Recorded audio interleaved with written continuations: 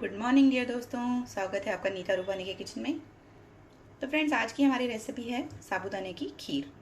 साबूदाने को मैंने भिगा कर रखा था, अब उनका पानी मैंने निकाल दिया है। तो चलिए बनाना शुरू करते हैं साबूदाने की खीर।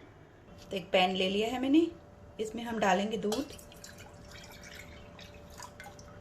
तो इसमें मैंने आधा लीटर के करीब दूध लिया है। अब इस दूध को हम बॉयल होने देते हैं। इसमें मिलाएंगे 2-3 कुटी हुई इलायची और इसमें मैंने 4 चम्मच शक्कर मिलाई है। घर के कोई भी नॉर्मल चम्मच होते हैं वो इसमें मिलाए हैं मैंने 4 चम्मच। अब इन्हें मिक्स कर लेते हैं शक्कर और इलायची को। जब इसमें एक बॉयल आएगा उसके बाद ही हम इसमें साबूदाने डालेंगे। तो दूध में हमारे बॉयल आ चुका है, अब इसमें डाल देंगे साबूदाने। अब साबूदाने डालकर इसे हम गाढ़ा होने तक पकाएंगे। इसे इसी तरह से चलाते रहें। साबूदाना डालने के बाद ये नीचे से लगने लगती है।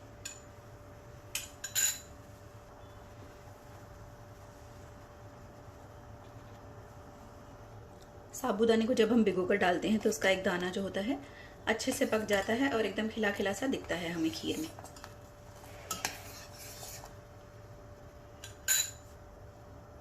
तो इसे अब हम लो फ्लेम पर 5 मिनट या 7 मिनट तक अच्छे से पकाएंगे, जब तक कि हमारा साबूदाना एकदम से अच्छे से पक नहीं जाता है।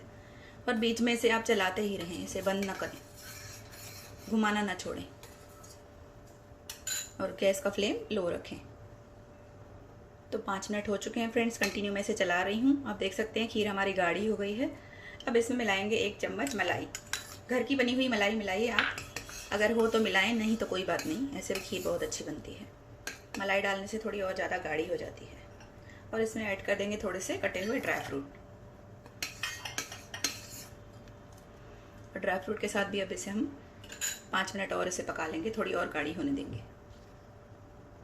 तो देखिए फ्रेंड्स, इसे 5 मिनट और पका लिया है मैंने ड्राई फ्रूट के साथ।